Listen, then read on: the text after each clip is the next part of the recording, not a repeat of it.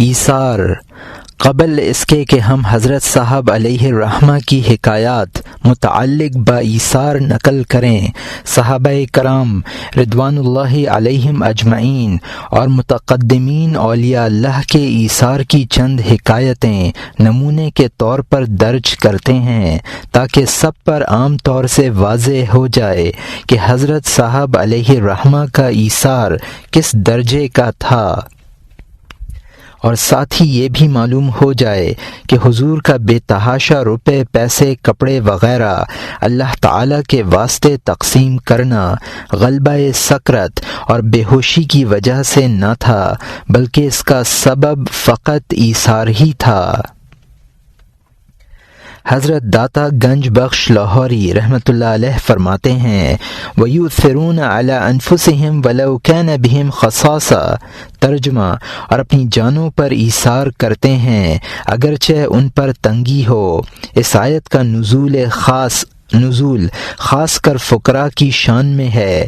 اس آیت کا شان نزول اس طرح ہے کہ جنگ احد میں خدا تعالی نے مومنوں کو آزمایا تو انصار کی ایک نیک بخت عورت کہتی ہے کہ میں پانی کی ایک خوراک لے کر باہر نکلی تاکہ کسی اپنے رشتہ دار کو پلاؤں۔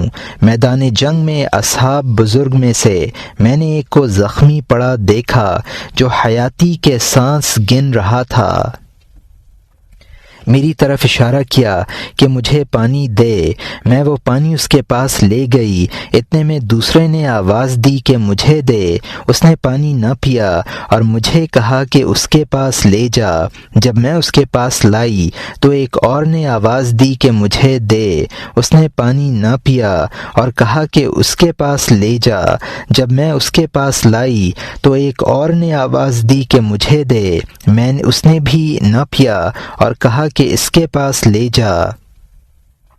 اسی طرح 7 آدمیوں نے کیا، جب 7ویں نے چاہا کہ پانی مجھ سے لے لے تو جان دے دی، میں لوٹی کہ کسی دوسرے کو دوں، مگر 6 وہ بھی مر چکے تھے۔ اس وقت یہ آیت کریمہ نازل ہوئی۔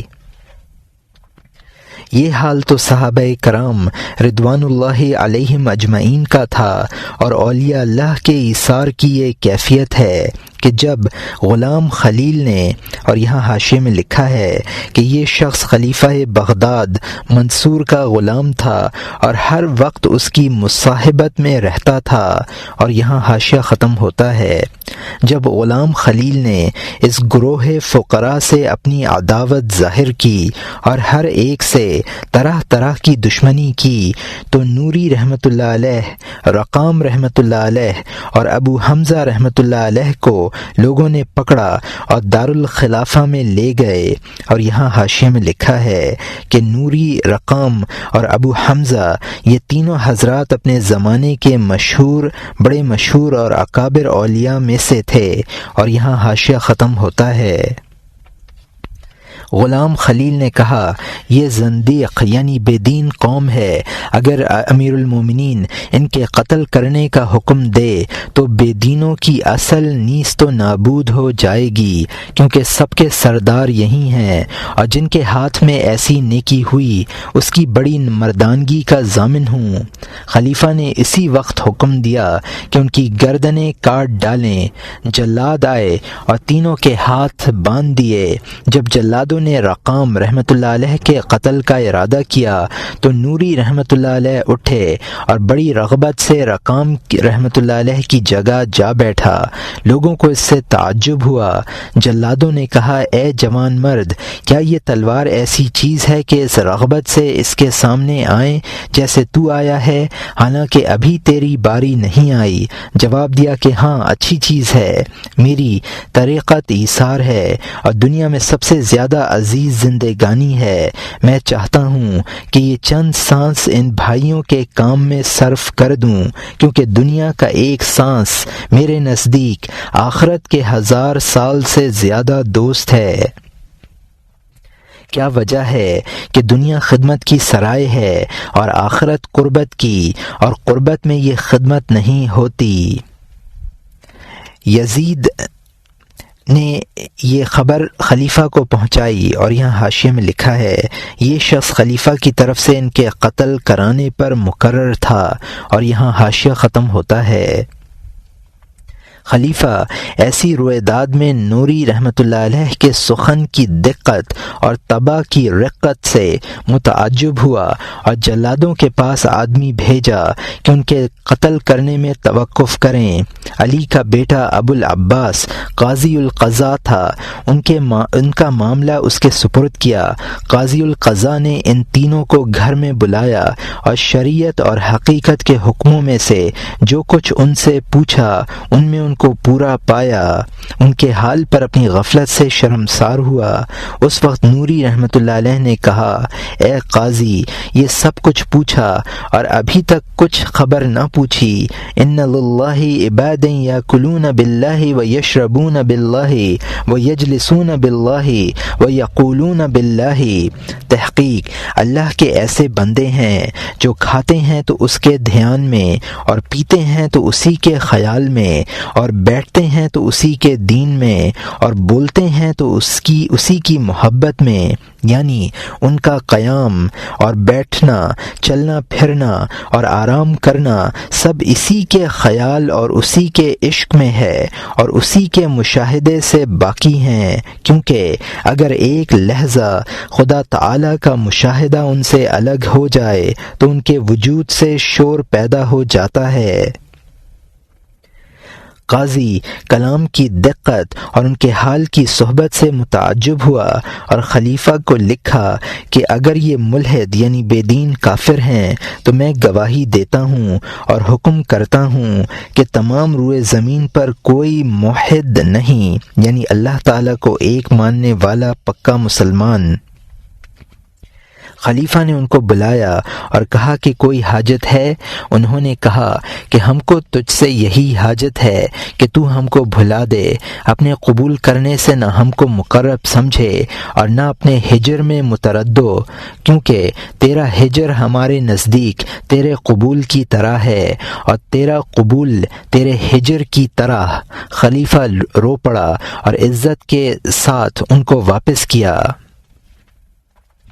اور نافع سے روایت کرتے ہیں کہ کہا ہے عمر کے بیٹے کو مچھلی کی خواہش ہوئی، تمام شہر میں اسے تلاش کیا نہ پایا، کچھ دنوں کے بعد مجھے ملی، میں نے آدمیوں کو کہا کہ اسے بھون دو اور عمر کے بیٹے کے پاس لایا۔ مچھلی کے لانے سے اس کی پیشانی میں نے خوشی کی علامت دیکھی۔ اسی وقت سرائے کے دروازے پر ایک سوالی آیا۔ عمر کے بیٹے نے فرمایا کہ مچھلی اس سائل کو دے دو۔ غلام نے کہا، اے میرے سید، کئی دنوں سے تجھے مچھلی کی خواہش تھی، اب کیوں دیتا ہے؟ ہم اس کے بجائے سوالی کو اور چیز دے دیتے ہیں۔ جواب دیا، اے غلام، اس کا کھانا مجھ پر حرام ہے، کیونکہ اس کو میں نے اس حدیث کے ذریعے جو جناب رسول اللہ صلی اللہ علیہ وسلم سے سنی ہے دل سے نکال دیا ہے۔ ایم رئم یشتہی شہوتاً فیرد شہوتا وآثر علی نفسہ غفر لہ۔ جو شخص خواہش سے کسی چیز کی آرزو کرتا ہے اور جب پائے تو اس سے ہاتھ اٹھا دے اور اس میں دوسرے کو اپنے سے بہتر جانے تو بالضرور خدا تعالی اس کو بخش دیتا ہے۔ ایک اکابر اولیاء اللہ نے احمد سرخسی رحمۃ اللہ علیہ سے پوچھا کہ تیری توبہ کا ابتدا کیوں کر ہوا؟ اس نے کہا کہ ایک وقت میں سرخس سے چلا اور ایک جنگل میں داخل ہوا، ایک مدت اپنے اونٹوں پر وہاں رہا اور میں ہمیشہ اس خوف سے خود بھوکا رہ کر اپنا حصہ کسی دوسرے کو دے دیا کرتا تھا، اور خدائے بزرگ و بلند کا یہ قول میرے دل میں تازہ رہتا تھا، وَيُؤْثِرُونَ عَلَىٰ أَنفُسِهِمْ وَلَوْ كَانَ بِهِمْ خَصَاصَةٌ، اور اپنی جانوں پر ایثار کرتے ہیں اگرچہ ان پر تنگی ہو، اور اس گروہ پر میں پختہ اعتقاد رکھتا تھا۔ ایک دن ایک بھوکا شیر جنگل سے آیا اور میرے اونٹوں میں سے ایک اونٹ کو مار ڈالا اور ایک بلندی پر گیا اور ایک آواز نکالی۔ اس گرد و نواح میں جتنے درندے تھے سب نے اس کی آواز سنی اور اس کے پاس جمع ہو گئے۔ شیر نیچے آیا اور اونٹ کو پھاڑ ڈالا اور کچھ نہ کھایا، پھر بلندی پر چلا گیا اور درندے جو لومڑی، گیدڑ، بھیڑیا اور ان کے مانند تھے سب اسے کھانے لگے اور شیر ٹھہرا رہا یہاں تک کہ سب لوٹے۔ اس وقت اس نے ارادہ کیا کہ تھوڑا سا اس میں سے کھائے۔ اتنے میں ایک لنگڑی لومڑی ظاہر ہوئی۔ شیر پھر لوٹ گیا یہاں تک کہ اس لومڑی نے جتنا کھا سکی کھا لیا اور لوٹ گئی۔ اس وقت شیر آیا اور تھوڑا سا اس میں سے کھا لیا اور میں دور سے دیکھ رہا تھا۔ جب لوٹا تو فصیح زبان سے مجھ سے کہا کہ اے احمد، لقموں کا ایثار کرنا کتوں کا کام تھا، مرد اپنی جان اور زندگانی ایثار کرتے ہیں۔ جب میں نے یہ دلیل دیکھی سب شغلوں سے ہاتھ اٹھا لیا۔ میری توبہ کی ابتدا یہ تھی۔ کتاب کشف المحجوب سے یہ اوپر کی عبارت میں نے اس واسطے نقل کی ہے تاکہ صحابہ کرام رضوان اللہ علیہم اجمعین اور اولیاء متقدمین کے ایثار کی کیفیت تمام لوگوں پر ظاہر ہو جائے، کیونکہ ایثار ہی کی ایک ایسی صفت تھی جس نے تمام جہان کو ہدایت کر دی۔ ان اولیاء کا ہی یہ ایثار تھا کہ اپنی محنت و کمائی لوگوں کو تقسیم کر دی اور ہدایت پر بہت خلقت کو لے آئے۔ اب اس وقت میں بھی یہی صفت بزرگان دین کے دلوں میں ہے جو ہدایت جاری ہے۔ اب اس وقت میں بھی یہی صفت بزرگان دین کے دلوں میں ہے جو ہدایت جاری ہے، اور دوسرے اس عبارت کے نقل کرنے سے یہ غرض بھی ہے کہ عام طور پر یہ امر ظاہر ہو جائے کہ حضرت صاحب رحمۃ اللہ علیہ کا ایثار کس درجے کا تھا اور متقدمین کے ایثار کے موافق۔ چنانچہ آگے حضور کے ایثار کی حکایات لکھی جاتی ہیں۔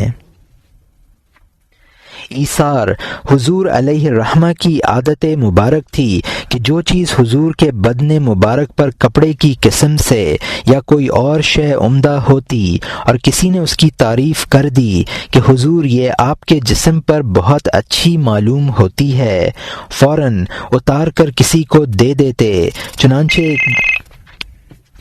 حضور علیہ الرحمہ کی عادت مبارک تھی کہ جو چیز حضور کے بدن مبارک پر کپڑے کی قسم سے یا کوئی اور شے عمدہ ہوتی اور کسی نے اس کی تعریف کر دی کہ حضور یہ آپ کے جسم پر بہت اچھی معلوم ہوتی ہے، فوراً اتار کر کسی کو دے دیتے۔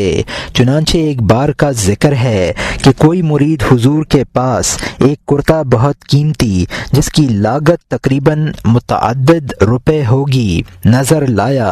حضور نے اس کو پہنا۔ حاضرین میں سے کسی نے تعریف کی کہ حضور یہ بہت ہی اچھا ہے۔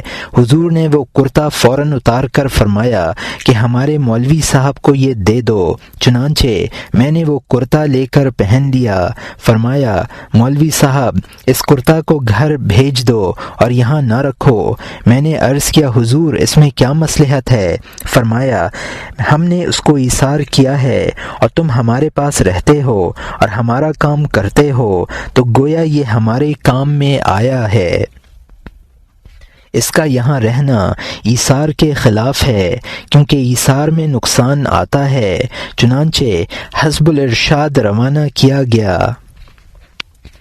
ایثار حضور کی عادت مبارک تھی کہ کھانا کھانے کے دونوں وقت جب کھانا سامنے آتا کبھی ایک روٹی کبھی دو روٹی کبھی آدھی کبھی چوتھائی لے کر اور اس پر ترکاری وغیرہ جو سامنے آتی رکھ کر حاضرین میں سے جو شخص موجود ہوتا اس کو دے دیا کرتے، کبھی ساتھ ہی بٹھا لیا کرتے۔ یہ معمول حضور کا کبھی ناغا نہ ہوتا تھا، اور شام کے وقت اکثر یہ معمول تھا کہ بوجہ سکرت کے نماز مغرب میں کسی قدر دیر ہو جاتی تھی اور نماز سے فارغ ہونے کے بعد حضور کچھ تھوڑی دیر مراقبہ فرماتے اور پھر درود شریف کی کچھ تسبیحیں پڑھتے۔ اس کے بعد کھانا آ جاتا۔ اکثر آپ کے پاس 2-4 چپاتیاں اور کچھ سالن یا جو غذا حکیم معز الدین تجویز کرتے آتی تھی، آپ اس میں سے 3 لقمے نوش فرما کر پوچھتے کہ ہم نے کس قدر کھانا کھایا۔ حاضرین میں سے کہتے کہ حضور 3 لقمے کھائے ہیں، تو فرماتے بس یہی بہت ہیں، باقی کھانا کچھ تو وہیں تقسیم ہو جاتا اور باقی بچا ہوا درویش واپس لے جاتا۔ ایثار میرا چشمدید واقعہ ہے کہ ایک دفعہ ایک شخص سرسا کے پاس کسی گاؤں کا رہنے والا حضور کی خدمت میں حاضر ہوا۔ حالت اس کی معمولی اور غربت کی تھی۔ 1 روپیہ نظر پیش کیا اور عرض کی حضور مجھے مدت سے حضور کی زیارت کا شوق تھا، فرصت نہیں ہوتی تھی، میں قبیلدار آدمی ہوں، اب کاش سے فراغت جو حاصل ہوئی تو حاضر ہوا ہوں۔ حضور نے پوچھا تم ریل پر آئے ہو یا پیدل؟ اس نے عرض کیا حضور پیادہ ہی آیا ہوں۔ فرمایا تمہارے گاؤں کے پاس ریل بھی ہے یا نہیں؟ عرض کیا حضور ہے تو مگر میں غریب آدمی ہوں۔ حضور علیہ الرحمہ نے فرمایا تم نے نظر پیش کی، ہم نے قبول کر لی، اب تم خوش ہو، تم کو اس کا ثواب مل گیا، لو اب تم یہ روپیہ دے کر ریل میں واپس جانا۔ پھر میری طرف اشارہ کیا کہ مولوی صاحب 4 آنا اس کو اور دلا دو، بیچارہ اپنے کپڑے دھو لے گا، کچھ راستے میں کھا لے گا۔ اس نے انکار کیا تو حضور نے فرمایا کہ تو ہم کو نظر دے کر ثواب تو لے چکا، اب ہم کو بھی ثواب لینے دے۔ چنانچہ وہ 2 روز رہ کر چلا گیا۔ میرے دل میں خیال گزرا کہ حضور نے جو روپیہ واپس کیا ہے حضور سے پوچھوں تو اس میں کیا بھید ہے۔ حضور میرے قلبی خطرے پر واقف ہو کر خود ہی فرمانے لگے کہ درویش کے پاس جب کوئی آوے تو اس کو اسی حالت میں واپس کرنا نہیں چاہیے، باطنی فائدہ تو ہو ہی جائے، اگر اس کی ظاہری حالت شکستہ اور قابل امداد ہو تو ظاہری مدد بھی فقیر کو ضرور کرنی چاہیے۔ یہ شخص پیدل آیا تھا، اب جاتے ہوئے ریل کا فائدہ اس کو ہوگا اور آرام سے پہنچ جائے گا۔ حضور کا یہ خلق اخلاق نبی صلی اللہ علیہ وسلم سے تھا۔ ایثار ایک دفعہ ایک شخص حضور علیہ الرحمہ کی خدمت میں کسی قدر گھی لایا اور رخصت چاہی۔ حضور نے فرمایا کہ اس کو روٹی کھلا دو۔ وہ کہنے لگا حضور یہ کیا روٹی کا وقت ہے، میں گھر جا کر کھا لوں گا۔ فرمایا کہ گھی کا ہی یہ کیا وقت تھا؟ چنانچہ اس کو روٹی کھلائی اور 3 پیسے اس کو دلائے، چونکہ وہ عصر کا وقت تھا اور روٹی دن کی پکی ہوئی تھی، اس واسطے آپ نے 7 پیسے بھی دلوا دیے۔ اس پر آپ نے فرمایا رسول اللہ صلی اللہ علیہ وسلم نے اس بات سے منع فرمایا کہ لے لے اور دے نہیں۔ مولوی صاحب تم کو بھی وہ حدیث شریف یاد ہے؟ میں نے عرض کیا ہاں حضور یاد ہے۔ وہ یوں ہے نہا رسول اللہ صلی اللہ علیہ وسلم انہاتی ولا، رسول اللہ صلی اللہ علیہ وسلم نے اس بات سے منع فرمایا ہے کہ لے لے اور دے نہیں۔ ایثار حضور کی عادت مبارک تھی کہ کھانا کھانے کے وقت اکثر اپنے کھانے میں سے کچھ نہ کچھ حاضرین کو عطا فرماتے۔ ایک روز میں راجپورہ سے پرے موضع برنالہ میں گیا تھا۔ حضور نے میرے بعد سائیں عبدالکریم عرف مغلی شاہ کو روٹی کا ایک لقمہ مع تھوڑے سے سالن کے دے کر فرمایا کہ یہ ہمارے مولوی صاحب کو دے دو۔ انہوں نے عرض کیا کہ حضور وہ تو گاؤں گئے ہوئے ہیں۔ فرمایا اب ہم ایثار کر کے یہ ان کی ملک کر چکے ہیں، اس کو اسی طرح امانت رہنے دو، جب وہ آئیں تو دے دینا۔ میں شاید 10 روز کے بعد امبالہ شریف آیا تو سائیں عبدالکریم نے مجھے وہ ٹکڑا دیا، اس میں اللی لگ گئی تھی اور تلخ ہو گیا تھا، مگر حضور کا عطیہ سمجھ کر میں نے اس کو شوق سے کھایا۔ اس کے کھاتے ہی میرے تمام لطائف جوش میں آ گئے اور باطنی کیفیت کا بھی بہت انکشاف ہوا۔ رات کو سائیں عبدالکریم سے حضور پوچھنے لگے کہ ہم نے جو وہ ٹکڑا مولوی صاحب کے حصے کا دیا تھا وہ تم نے دے دیا؟ انہوں نے کہا کہ حضور دے دیا ہے۔ پھر فرمایا انہوں نے اس کو کیا کیا؟ عرض کیا حضور وہ اسے فوراً کھا گئے، حالانکہ الی لگ کر تلخ ہو گیا تھا۔ فرمایا بہت ہی اچھا ہوا جو مولوی صاحب نے وہ کھا لیا، ہم ٹکڑے کے ساتھ نور بھی دیا کرتے ہیں، خالی ٹکڑا ہم کبھی نہیں دیتے۔ ایثار، بعض وقت دیکھا گیا ہے کہ اندر سے اچھا اور عمدہ لذیذ کھانا مائی صاحبہ نے حضور کے واسطے بھیجا تو وہ تمام کھانا جس قدر لوگ وہاں ہوئے ان میں تقسیم کرا دیا، اور خود حضور نے لنگر کی روٹی اور وہی مسور وغیرہ کی دال منگا کر نوش فرمائی، اور وہ کھانا کسی ایک ہی آدمی کو جسے چاہا عطا فرما دیا، سب کو نہ بھی تقسیم کیا۔ ایثار، ایک دفعہ کوئی شخص ایک کمبل بہت عمدہ اور قیمتی کہیں سے لایا اور حضور علیہ الرحمہ کی خدمت میں پیش کیا۔ رات کو حضور نے وہ دیکھا اور فرمایا کہ بہت اچھا کمبل ہے، یہ فرماتے ہی حکم دیا کہ اچھا اسے کسی ایسے شخص کو دے دو جو ہمارے کام نہ آئے۔ چنانچہ میاں جی عبدالقادر امام مسجد کمبویاں والی کو دے دیا گیا اور شاید اب تک ان کے پاس ہے۔ ایثار، بعض اوقات ایسا بھی ہوا کہ کھانا حضور کے سامنے آیا تو حضور نے صالحین میں سے کسی کو اپنے ساتھ بٹھلا کر کھلایا، چنانچہ کئی دفعہ میر یوسف علی صاحب کو اور خلیفہ مظفر علی خان صاحب اور راقم اور کئی ایک دیگر خادمان کو یہ عزت حضور سے حاصل ہوئی ہے۔ ایثار، اکثر حضور کی عادت مبارک تھی کہ جب کوئی اچھی طرح اور لطیف شے مثل کھیر وغیرہ کے پکواتے یا پکی ہوئی کہیں سے آتی تو جو لوگ لنگر سے نہیں کھاتے تھے یا خانقاہ میں نہیں رہتے تھے ان کا حصہ ان کے گھر پہنچاتے اور بیواؤں اور یتیموں کو بھی تقسیم فرماتے۔ اگر کوئی نہ ملتا تو اس کا حصہ اسی طرح امانت رکھا رہتا اور حکم ہوتا کہ جب وہ آئے تو اس کو دینا۔ ایثار، ایک دفعہ حضور کے پاس دور سے ایک سائل آیا اور عرض کیا کہ میں مسافر ہوں، میرے پاس کچھ خرچ نہیں، تنگ ہوں اور حضور کے پاس آیا ہوں۔ حضور نے اس کو 1 روپیہ دلوا دیا۔ اس نے عرض کیا حضور اس میں میرا گزارا نہیں ہو سکتا۔ فرمانے لگے ہمارے پاس یہی موجود تھا سو تم کو دے دیا۔ اس نے افسوس کر کے کہا کہ میں اس قدر دور سے آیا اور بڑی تکلیف ہوئی مگر میرا کام بھی نہ بنا۔ فرمایا ہم نے تو نہیں بلایا تھا، تم اپنی مرضی سے آئے ہو۔ اس وقت آپ پر سکرت، یعنی یہاں حاشیے میں لکھا ہے طریقت کی اصلاح میں انوارات و تجلیات الہی کے ورود سے ہونے والی بے ہوشی، اور یہاں حاشیہ ختم ہوتا ہے۔ اس وقت آپ سکرت میں تھے، وہ خاموش چلا گیا۔ اس کے چلے جانے کے بعد حضور کو صحو ہوا، اور یہاں حاشیے میں لکھا ہے سکر کی کیفیت کے اختتام پر بیدار ہونا، اور یہاں حاشیہ ختم ہوتا ہے۔ جب حضور کو صحو ہوا تو فوراً خیال آیا اور فرمایا کہ اس کو تلاش کر کے لاؤ۔ چنانچہ ڈھونڈتے ڈھونڈتے وہ پولیس لائن کے پاس ملا۔ درویش اس کو لے آئے تو اس کے واسطے چندہ کر کے اور قرضہ لے کر کچھ اپنے پاس سے ملایا اور اس کو دیا۔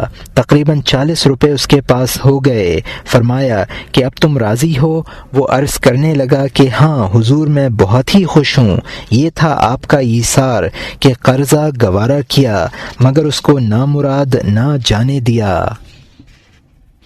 ایثار، یہ میرا مشاہدہ ہے کہ ایک دفعہ کسی نے دہلی سے خط لکھا کہ حضور میں بہت تنگ دست اور لاچار ہوں، گزارا کی کوئی صورت نہیں، حضور میرے واسطے ہمت اور دعا فرمائیں۔ حضور نے اس کے واسطے حسب عادت دعا فرمائی کہ الہی تو حلال روزی اس پر کھول دے، اور جواب لکھوا دیا۔ تھوڑے دنوں بعد پھر اس نے خط لکھا کہ میں بہت تنگ دست ہوں، حضور کو بہت ہی خیال آیا، پوچھا پوچھا کہ کچھ ہے؟ دوستوں نے کہا کہ حضور اس وقت تو ایک پیسہ بھی نہیں۔ حضور علیہ الرحمہ نے محمد علی شاہ سے 1 روپیہ قرض لیا اور منی آرڈر کے ذریعے سے اس کے پاس بھیج دیا اور لکھوا دیا کہ اتنے اس کو کھاؤ، تمہارا کام خدا آسان کر دے گا۔ چنانچہ اس 1 روپے کے کھاتے کھاتے اس کا کام لگ گیا اور روزی کھل گئی۔ پھر اس نے لکھا کہ حضور کی بخشش کے ساتھ ہی میرا کام آسان ہو گیا۔ ایثار حضور کی عادت مبارک تھی کہ اگر کسی درویش پر آپ ناراض ہوتے اور اس کو مکان سے نکلوا دیتے تب بھی اس کا کھانا لنگر سے موقوف نہ ہوتا، شہر میں جہاں وہ ہوتا اس کا کھانا وہیں پہنچوا دیتے اور فرماتے کہ فقیر خدا تعالی کی صفات سے موصوف ہوتا ہے۔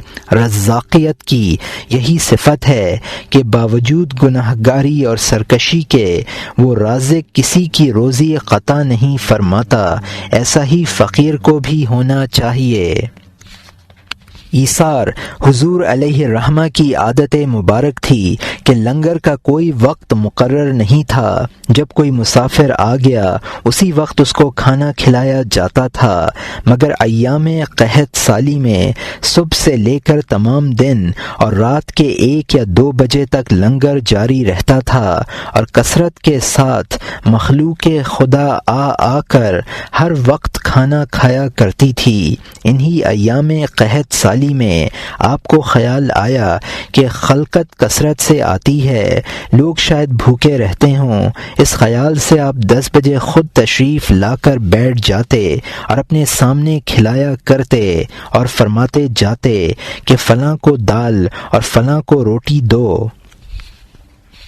کئی دفعہ لوگ آ کر کھا جاتے۔ اکثر اہل مقدمات بھی جو امبالہ میں آتے تھے یہیں لنگر میں کھایا کرتے، اور ان دنوں یہ حالت ہو گئی تھی کہ ایک چولہا گھر کا ہر وقت دہکتا رہتا تھا اور ایک تنور نیا لگوایا گیا تھا، مگر جب ان سے پورے طور پر کام نہ چلا تو بازار میں ایک اور تنور خاص طور پر لنگر کے واسطے مقرر کر لیا گیا۔ ایک روز بے وقت جو آدمی آئے تو میں دل میں رنجیدہ ہوا کہ ایک خاص طور پر آ کر یہ لوگ کیوں نہیں کھا جاتے۔ حضور نے نور باطن سے میرے اس رنج پر مطلع ہو کر علیحدگی میں فرمایا کہ یہ روٹی بھی اللہ تعالیٰ کی ہی ہے اور یہ آدمی بھی سب اللہ تعالیٰ کے ہی بندے ہیں، ہم اور تم تو صرف اپنی محنت کر کے مفت کا ثواب لیتے ہیں، یہ تھوڑے دنوں کی تکلیف ہے، جتنا ہو سکے کما لو۔ ایثار حضرت شاہ صاحب علیہ الرحمہ ہمیشہ ایثار کے واسطے عجیب قسم کے بہانے ڈھونڈ کر نکالا کرتے تھے۔ ایک دفعہ ایک مولوی صاحب جو دن میں حدیث شریف پڑھاتے اور رات کو درود شریف پڑھتے اور اپنے اذکار و اشغال تصوف میں مصروف رہتے، حضور کی خدمت مبارک میں حاضر ہوئے۔ ان کا کرتا پھٹا ہوا تھا۔ حضور علیہ الرحمہ نے سائیں مغلی شاہ کو حکم دیا کہ 2 روپے ان کو دے دو تاکہ یہ کرتا بنا لیں۔ انہوں نے فوراً دے دیے۔ اسی وقت ایک شخص 20 گز کا ایک تھان اور 11 روپے نقد حضور کی خدمت میں لے آیا۔ حضور نے انہیں مولوی صاحب کی طرف اشارہ کر کے فرمایا کہ یہ بھی تم ہی لے لو۔ پھر ایک اجنبی مسافر کی طرف مخاطب ہو کر فرمایا کہ اب تو کرتا خوب بن جاوے گا نا؟ اس نے بطور اعتراض و تمسخر جواب دیا کہ حضور ابھی کرتا کہاں بنا۔ آپ نے اس کے تمسخر سے اغماز یعنی چشم پوشی کر کے سیدھے سبھاؤ فرمایا کہ مغلی شاہ 1 روپیہ اور دے دے اور سلائی اور بٹنوں کے واسطے بھی کچھ اور پیسے دے۔ چنانچہ انہوں نے دے دیے۔ بعد چلے جانے ان مولوی صاحب کے اسی مسافر نے کہا کہ مولوی صاحب بھی بڑے ہی طامع ہوتے ہیں، حضور نے اس قدر دیا مگر انہوں نے یہ نہ کہا کہ میرے قرطہ سے یہ بہت زیادہ ہے، چنانچہ اس پر بہت ناراض ہوئے اور فرمایا بے وقوف، تو ہم کو نادان سمجھتا ہے کہ ہم کو یہ خبر نہیں کہ قرطہ زیادہ سے زیادہ 8 آنے میں بن جاتا ہے۔ ہم تو اپنے نفس کو بہلا رہے تھے اور ہم چاہتے تھے کہ یہ مولوی صاحب جو رسول اللہ صلی اللہ علیہ وسلم کے کارندے ہیں کہ دن بھر حدیث رسول اللہ صلی اللہ علیہ وسلم پڑھاتے اور رات بھر درود شریف پڑھتے ہیں، ان کو فائدہ ہو اور کسی حیلہ سے ان کے پاس پہنچے اور ہمارے نفس کو ایثار کا مزہ آئے اور رسول اللہ صلی اللہ علیہ وسلم کو تحفہ پہنچے۔ ایثار مست محمد حسین، حضور کا ایک درویش حج کے لیے کعبۃ اللہ شریف گیا، وہاں جا کر اس کو خرچ کی بے حد تنگی ہوئی اور حضور علیہ الرحمہ کی خدمت میں خط لکھا۔ حضور نے سن کر فرمایا کہ شاید اللہ الصمد پڑھنا چھوڑ دیا، جو اس کو تنگی ہوئی، اور 50 روپے کا منی آرڈر اس کے پاس بھیج دیا۔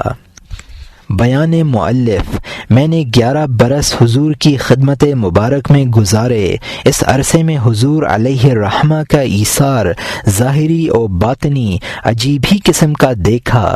جو آیا حضور کے دروازے سے کبھی خالی نہیں گیا، جو دولت مند و متمول یعنی دولت مند ہوا اس کو روٹی کھلا کر رخصت فرماتے اور جاتے وقت کچھ شیرینی یا بتاشے وغیرہ انہیں دلایا کرتے، کیونکہ وہ بوجہ دولت مندی و اہلکاری کے روپیہ پیسہ نہیں لے سکتے تھے، غرض خالی ہاتھ انہیں بھی نہیں جانے دیتے تھے، اور جو غریب غربا ہوتے ان کو روٹی کے ساتھ کسی قدر نقدی بھی دلایا کرتے جو 3 پیسے سے کم نہیں ہوتی تھی، اور زیادہ جس قدر حضور چاہتے دلا دیتے، مگر وطر کا خیال رکھتے، مثلا 5 آنے، 7 آنے، 9 آنے، 3 پیسے، 5 پیسے او علی ھذا القیاس بچوں کو بتاشے اور مٹھائی دلا دیتے، اور مسافر و زائرین کو روپیہ 2 روپیہ بھی عطا فرما دیا کرتے۔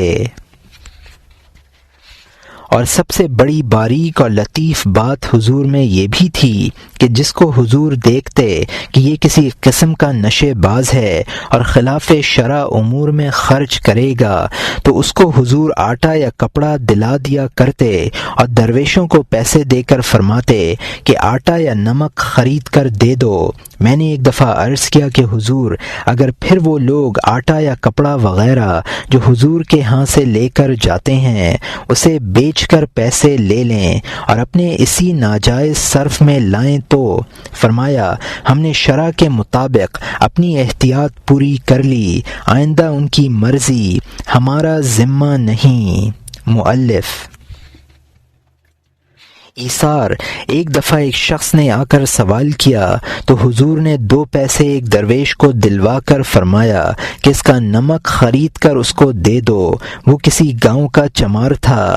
ایثار، نقل ہے کہ ایک بار ایک شخص نے آ کر عرض کیا کہ حضور میں مسافر ہوں اور یہاں آیا ہوا ہوں، میرا ہمراہی مر گیا ہے اور میرے پاس کچھ خرچ نہیں۔ حضور نے اپنے ایک درویش کو 2 روپے دلا کر حکم دیا کہ ان کا کپڑا کفن کے لیے خرید کر دے دو اور دیکھو میت کس جگہ ہے، پھر اگر اور خرچ کی ضرورت ہوئی تو ہم وہ بھی دلا دیں گے اور اس کی تجہیز و تکفین اچھی طرح کرا دینا اور خود ساتھ رہ کر تم یہ سب کام اس کے کرا دینا۔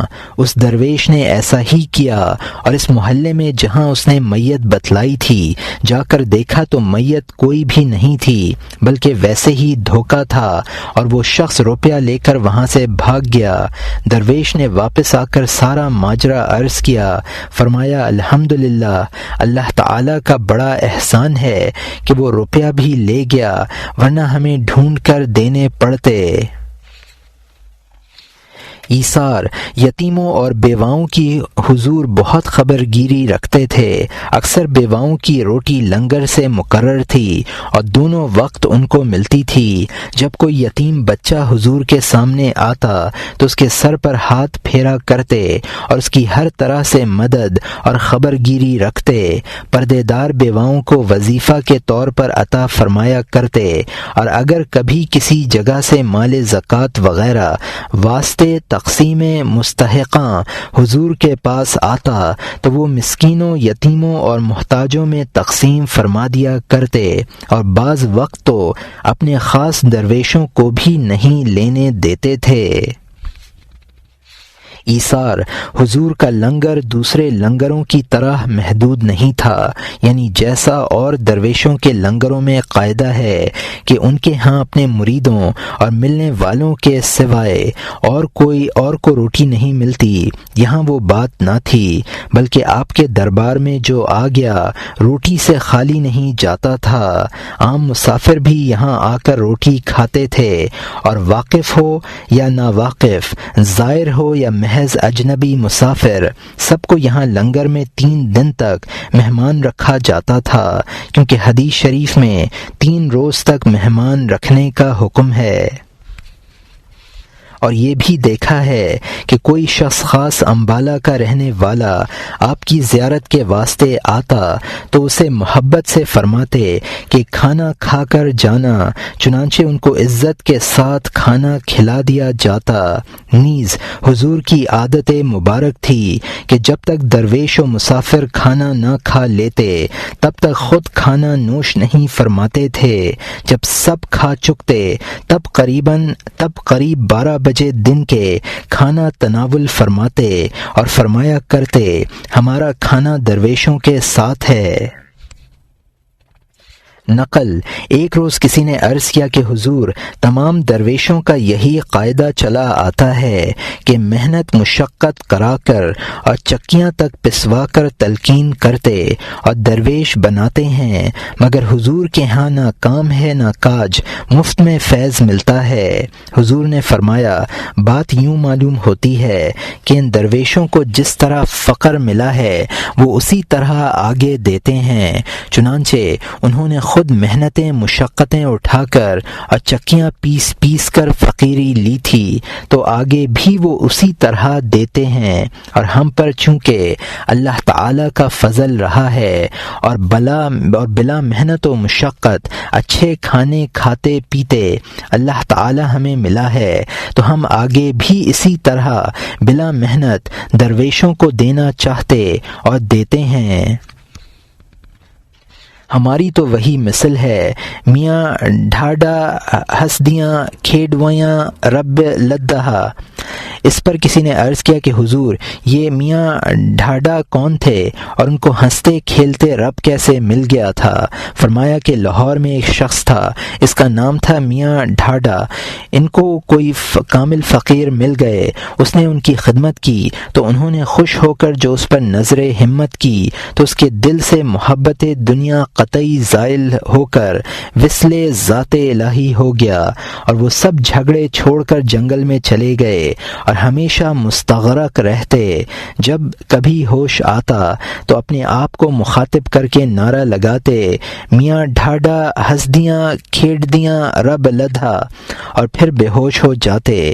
یہ چرچا عام ہوا، عالمگیر بادشاہ بھی وہیں تھا، اس کو خبر ہوئی، آدمی بھیجے کہ ان کو ڈھونڈ کر لاؤ۔ لوگ گئے، آپ نہ ملے۔ شاہی ملازمان اگر تلاش کے واسطے جنگل میں جاتے تو آپ شہر میں ہوتے، اور جو شہر میں ڈھونڈتے تو آپ جنگل میں ہوتے۔ ایک روز بادشاہ کو خبر لگی کہ اس وقت وہ جنگل میں پڑے سوتے ہیں۔ بادشاہ اپنی فوج لے کر جنگل میں گیا اور میاں ڈھاڈا کا چاروں طرف سے حصار کر کے صرف ایک راستہ رکھا اور اس راستے پر آپ کھڑا ہو گیا۔ جب میاں ڈھاڈا کی آنکھ کھلی تو اس نے پھر وہی نعرہ لگایا، میاں ڈھاڈا ہسدیاں کھیڈدیاں رب لدھا۔ بادہو جب خیال کیا تو دیکھا کہ چاروں طرف فوج کھڑی ہے اور ایک راستہ ہے اسی طرف کو چلے۔ جب دروازے کے قریب پہنچے تو بادشاہ نے پکڑ کر پوچھا کہ ہنستے کھیلتے رب کس طرح مل گیا؟ فرمایا کہ جس طرح اس وقت آپ مل گئے، یعنی چاروں طرف کے دروازے بند کر دیے اور صرف اپنی طرف کا دروازہ کھلا رکھا، جس کی وجہ سے آپ مجھ سے مل گئے۔ اسی طرح اللہ تعالی نے بھی چاروں طرف کے دروازے بند کر کے صرف اپنے والا دروازہ کھلا رکھا اور آپ ہی مجھے مل گیا، ورنہ بھلا میرے جیسے مسکین کی رسائی کس طرح ہو سکتی تھی؟ بادشاہ چپ ہو گیا اور ان کو اسی حال پر چھوڑ کے چلا آیا۔ نقل ہے کہ جس قدر فتوحات ہوتی حضور علیہ الرحمہ اس کو اسی روز خرچ کر ڈالتے اور پارچات وغیرہ اکثر لٹا دیا کرتے تھے، غرض باقی کچھ نہیں رہنے دیتے تھے، اور اسی وجہ سے اوائل میں اکثر اوقات فاقہ ہو جاتا تھا اور کئی روز تک رہتا۔ انتظام لنگر وغیرہ اس وقت ہوا جب چھوٹی مائی صاحبہ سے نکاح ہوا، چونکہ وہ پڑھی لکھی منتظم اور امانت دار تھیں اور بہمہ اوصاف متصف، یعنی بہت سی خوبیوں کی مالک تھیں۔ انہوں نے اس خانقاہ کا نہایت عمدہ انتظام فرمایا، چنانچہ بعد نکاح کے پھر کبھی فاقہ تو کیا ہوتا، بلکہ روز بروز لنگر میں ترقی ہوتی رہی، اور اپنا مال جو خاص ان کی ملکیت تھا اس سے مکان اور وہ احاطہ جس میں اب روضہ شریف ہے خرید کیا۔ غرض حضور علیہ الرحمہ نے مدت العمر میں نہ کبھی کوئی چیز اپنی ملکیت کی اور نہ ذخیرہ کر کے کبھی اپنے پاس رکھی، ہمیشہ ایثار پر عمل رہا، اور بارہا ایسا ہوا کہ جو کچھ پارچات وغیرہ کی قسم سے گھر میں موجود ہوا، جمعہ کے روز باہر نکلوا کر سب چیزیں لٹوا دیں۔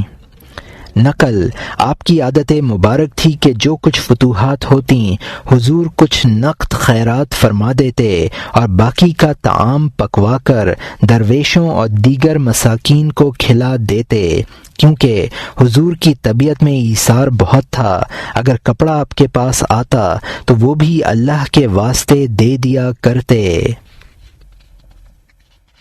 بعض اوقات بڑے بڑے قیمتی دو شالے حضور کی خدمت میں تحفتاً آئے اور حضور غلبہ سکرت اور بے ہوشی کی وجہ سے انہیں اوڑھ کر زمین پر بیٹھ گئے، اور جب ہوش آیا تو کسی کو اللہ کے واسطے دے دیا۔ حضور کی یہ حالت تھی کہ اگر کہیں سے 10 روپے آ گئے تو 10 کا ہی طعام پکوا کر اپنے درویشوں اور دیگر مساکین و محتاجوں کو کھلا دیا، اور اس کا اصلی سبب آپ کا ایثار تھا، جیسا کہ حدیث شریف میں آیا ہے کہ ایک روز سید المرسلین صلی اللہ علیہ وسلم بعد نماز مغرب بہت جلدی اپنے گھر تشریف لے گئے اور پھر جلدی ہی واپس مسجد میں تشریف لائے۔ صحابہ کرام رضوان اللہ علیہم نے عرض کیا کہ ہمارے ماں باپ حضور پر قربان ہوں، یا رسول اللہ صلی اللہ علیہ وسلم آپ جلدی گھر میں تشریف لے گئے پھر جلدی ہی واپس تشریف لائے، اس کی کیا وجہ تھی؟ آپ نے فرمایا کہ میرے گھر میں ایک درہم تھا، نماز میں مجھے اس کی بدبو آئی، اس واسطے جلدی اس کو صدقہ کر کے آیا ہوں۔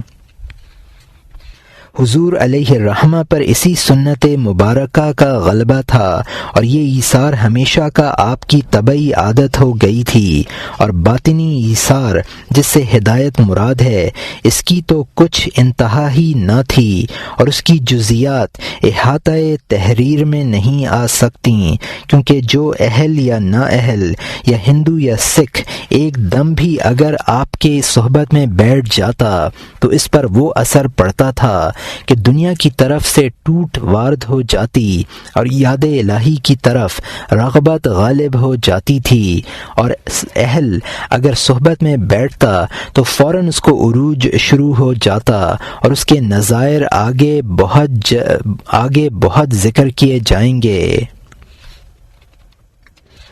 فصل ہشتم مجاہدہ ذکر و فکر مجذوب سفر در وطن ارشاد، ایک روز فرمایا کہ اگر یہ 4 چیزیں انسان کے شامل حال ہوں تو بہت جلدی مراتب طے کر سکتا ہے۔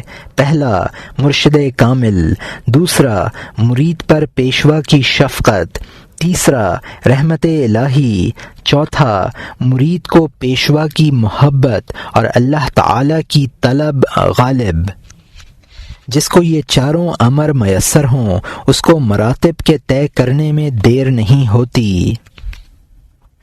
مجاہدہ، حضور کے مجاہدے کا یہ حال تھا کہ کوئی لمحہ اور ساعت ایسی نہ تھی جو یاد خدا سے خالی ہو، ہر وقت کوئی نہ کوئی ذکر یا درود شریف زبان فیض ترجمان سے جاری رہتا تھا، یا مراقبہ یا اور تسبیحیں فرماتے رہتے۔ ذکر، ایک روز حضور نے ارشاد فرمایا کہ اللہ تعالیٰ کے ذکر کے برابر کوئی شے نہیں ہے، یہ ادنا اعلیٰ ذات کو نہیں دیکھتا، جو اس کو مضبوط پکڑے اسی کو پاک بنا دیتا ہے۔ حضرت ابو سعید میرا شاہ بھیکا رحمۃ اللہ علیہ کا ایک جولاہا مرید تھا۔ حضرت میرا صاحب نے اس کو کلمہ شریف تلقین کیا۔ اس نے کلمہ طیبہ کو یہاں تک پکایا اور اس قدر مشق بہم پہنچائی کہ ایک دھاگے کے ساتھ لا الہ اور دوسرے دھاگے کے ساتھ الا اللہ کہتے ہوئے کپڑا بنا کرتا تھا اور رات کو آپ کی صحبت میں رہا کرتا۔ آخر اس کا انتقال ہو گیا۔ حضرت میرا صاحب نے دریافت فرمایا کہ آج وہ جولاہا کیوں نہیں آیا؟ کسی نے عرض کی کہ حضور آج اس کا انتقال ہو گیا۔ فرمایا چلو ہم بھی اس کی تجہیز و تکفین میں شریک ہوں گے۔ آخر وہاں تشریف لے گئے اور دور ہی سے فرمایا کہ تجھے تو مرنا نہیں چاہیے تھا۔ بمجرد آپ کے اس ارشاد کے وہ 2 زانو اٹھ بیٹھا۔ آپ نے فرمایا کہ شریعت کا پردہ نہ کھول، معلوم ہو گیا کہ تیری روح زندہ ہے اور مری نہیں۔ اور یہ دوہڑا فرمایا، دوہڑا، نام نام کا لاہا رے، جگ جیتوں جائے جو لاہا رے۔ فکر، ایک روز رحمت اللہ نامی درویش پاس انفاس، اور یہاں حاشیے میں لکھا ہے کہ سانسوں کی نگہبانی، یعنی ہر سانس کے ساتھ اللہ تعالی کا ذکر کرنا، اور یہاں حاشیہ ختم ہوتا ہے۔ پاس انفاس کے طریقے سے ذکر قلبی میں مشغول تھا۔ حضور علیہ الرحمہ نے معلوم کر کے فرمایا، نہ تسبیح ہے نہ مالا ہے، کچھ اس کا بھید نرالا ہے۔ ذکر، ایک روز حبس دم کا ذکر تھا، یعنی سانس روک کر ذکر کرنا۔ آپ نے ارشاد فرمایا کہ سانس کا لینا ہی خدا تعالی کی ایک بڑی نعمت ہے، اور ہر نعمت کے بدلے میں شکر کرنا ضروری ہے، اور فقیروں کے نزدیک سب سے بڑا اور سب سے مقدم شکر ذکر کرنا ہے، اور یہی معنی ہیں فَاذْكُرُونِی أَذْكُرْكُمْ کے۔ ترجمہ، تم مجھے یاد کرو میں تجھے یاد کروں گا۔ تو دن رات میں 24,000 سانس آدمی لیتا ہے۔ اس میں یہ فائدہ ہے کہ دنیا کے کاموں اور بات چیت وغیرہ دوسرے شغلوں میں جو سانس ضائع ہوتے ہیں اور ان میں ذکر خدا نہیں ہوتا، اور ہمارے ذمے ہر سانس پر ذکر کرنا فرض تھا، تو حبس دم میں ان سانسوں کی قضا ہو جاتی ہے جو خالی گزر گئے تھے، جس طرح کہ نماز قضا ہو جاتی ہے اور اس کا دوسرے وقت میں ادا کرنا ضروری ہوتا ہے، اسی طرح فقیروں کے نزدیک اللہ تعالیٰ کی یاد فرض ہے۔ تو جو سانس اللہ تعالیٰ کی یاد سے غفلت میں گزرے، ہم اس کی اس طرح قضا کرتے ہیں۔ مجذوب، ایک روز مجذوبوں کا ذکر ہو رہا تھا۔ کسی نے عرض کیا، حضور مجذوب بھی بہت ہی اچھے ہوتے ہیں، کیونکہ وہ دنیا جہان سے بالکل کنارہ کر جاتے ہیں اور کسی سے کوئی تعلق نہیں رکھتے، تو اللہ تعالیٰ کے ہاں بھی ان کے عالی مقام ہوں گے؟ آپ نے فرمایا کہ مجذوب کئی طرح کے ہوتے ہیں۔ ایک تو وہ جو خلل دماغ کی وجہ سے بے ہوش ہو جاتے ہیں اور دنیا و ما فیہا کی انہیں کچھ خبر نہیں رہتی۔ دوسری قسم کے ایسے ہوتے ہیں جو صرف روٹی کے واسطے بناوٹی مجذوب بن جاتے ہیں۔ ان دونوں قسموں کا تو کوئی مرتبہ و مقام نہیں ہوتا۔ البتہ ایک تیسرا گروہ مجذوبوں کا ہے جو خدا تعالی کی یاد یا ذکر میں مستغرق ہو کر بے ہوش ہو جاتے ہیں۔ وہ اصلی مجذوب ہوتے ہیں، لیکن ان میں سے بھی بڑے سے بڑا مجذوب ولایت صغریٰ ہی میں رہتا ہے، خواہ کسی قدر کوشش کرے۔ ولایت کبریٰ تک مقام یا رسانی نہیں ہو سکتی۔ البتہ ایسے مجذوبوں کا فکر بہت زیادہ ہوتا ہے، ان کے لفظوں سے بھی بچنا چاہیے۔ دل سے خاطر تواضع کر دے۔ پھر فرمایا، مالیر کوٹلہ کے نزدیک ایک مقام کا ذکر ہے کہ وہاں ایک مجذوب تھا۔ ایک مولوی صاحب بھی وہیں رہتے تھے۔ مولوی صاحب کا لڑکا خوبصورت تھا۔ مجذوب اس لڑکے سے محبت کرنے لگا۔ جب وہ مسجد میں جایا کرتا تو مجذوب بھی ساتھ جاتا۔ اس مجذوب کے ساتھ کتے رہتے اور مکھیاں بکثرت لگی رہتی تھیں۔ ایک روز اس لڑکے کی طرف توجہ سے دیکھا۔ مجذوب تو اسی وقت جاں بحق ہوا اور وہ لڑکا مجذوب ہو گیا۔ گویا ایک ہی توجہ میں اس لڑکے کو جو اس مجذوب کا مقام تھا وہاں تک پہنچا دیا۔ ان کی توجہ بڑی تیز ہوتی ہے۔ جہاں تک ان کا مقام ہوتا ہے دوسرے کو ایک ہی توجہ میں وہاں تک پہنچا دیتے ہیں، اس سے زیادہ نہیں کر سکتے۔ ارشاد: ایک روز کسی نے حضور سے دریافت کیا کہ حضور، بندگان و خاصان خدا گوشوں اور حجروں میں ہی رہتے ہیں یا اور جگہ بھی ہوتے ہیں؟ فرمایا، یہ بات نہیں، خدا تعالی کے بندے بازاروں میں بھی ہیں، پولیس میں بھی، کچہریوں میں بھی، جنگلوں میں بھی، ہر جگہ ہوتے ہیں، مگر پہچاننے والے کو نظر آتے ہیں۔ ذاکرین و بندگان خدا تعالی سے کوئی جگہ خالی نہیں ہوتی۔ پھر فرمایا، ایک دفعہ ہم ایک گاؤں میں گئے، وہاں ایک قبر پر مراقب ہو گئے، دیکھا تو اس قبر پر بہت فیض پڑتا تھا۔ ہم نے پوچھا کہ یہ کس کی قبر ہے؟ لوگوں نے کہا کہ ایک نمبردار کی قبر ہے۔ تو نہیں کہا جا سکتا کہ نمبرداروں میں مرد خدا نہیں ہوتے، اور بندگان خدا تعالی سے کوئی جگہ خالی نہیں ہوتی۔ سفر در وطن، اور یہاں حاشیے میں لکھا ہے یہ تصوف کی اصطلاح ہے۔ عبادت کے دوران جب انوارات الہیہ کی سیر ہوتی ہے تو انسان ان میں اتنا مگن ہو جاتا ہے کہ اسے دنیا و ما فیہا کی خبر نہیں رہتی۔ جب سیر ختم ہوتی ہے تو اس دنیا میں لوٹ آتا ہے۔ واپسی کے اس سفر کو سفر در وطن کہا جاتا ہے۔ اور یہاں حاشیہ ختم ہوتا ہے۔ حضور علیہ الرحمہ کی عادت مبارک تھی کہ جب کبھی مراقبہ یا نماز سے حضور فارغ ہوتے تو ایسا معلوم ہوتا تھا کہ حضور بڑے دور دراز سفر سے واپس تشریف لائے ہیں، اور ایسا ہی حضور ظاہر بھی فرمایا کرتے تھے، کیونکہ حاضرین سے دریافت فرمایا کرتے کہ راضی ہو، کہاں رہتے ہو، کیا حال ہے، حالانکہ وہ حضور کے پاس ہی بیٹھے ہوتے تھے۔ آپ کی روح مبارک صعود یعنی عروج ملائے اعلی حضور الہی میں کر جاتی تھی۔ جب واپس آتی تو جیسا کہ بعد سفر کے ملاقات ہوتی ہے ایسی ہوتی تھی۔ اس سے سفر در وطن خوب ظاہر ہوتا تھا۔ ارشاد: ایک روز ارشاد فرمایا کہ مومن اس وقت پختہ ہوتا ہے جب اپنے عیوب کو خود دیکھے اور خود اس پر سزا مقرر کرے اور ان کے نکالنے کے در پہ رہے، تب وہ پکا مومن ہے۔ پھر وہ اپنے نفس کا پورا حاکم ہو جاتا ہے اور ہر طرح سے امن میں رہتا ہے، اور جوں جوں ان عیوب کو نکالتا رہے گا برابر امن میں بڑھتا چلا جائے گا۔ اسی وقت ایک عورت چھاچھ کے ساتھ انار ناچ پچھوڑنے لگی۔ حضور دیکھ کر فرمانے لگے کہ بنسبت چھلنی کے یہ بڑی اچھی چیز ہے، یہ اپنے میں سے خراب اور بری چیز کو نکالتا اور اچھی و عمدہ کو رکھتا ہے، اور چھلنی اچھی اور نفیس کو اپنے میں سے نکال دیتی اور بری کو اپنے اندر رکھتی ہے۔ فقیر کو ایسا ہونا چاہیے جیسا یہ چھاج ہے۔ چنانچہ کسی فقیر کا مقولہ ہے دوہرا، چھانن کی مت چھوڑ دے، چھاجن کی مت سیکھ لے، سادھو کی مت چمٹا ہے جو چن چن گن لے۔ ترجمہ، چھلنی کا طریقہ چھوڑ دے اور چھاج کا طریقہ اپنا لے۔ سادھو کا طریقہ چمٹے والا ہے، اس سے خوبصورت آواز پیدا کر لیتا ہے۔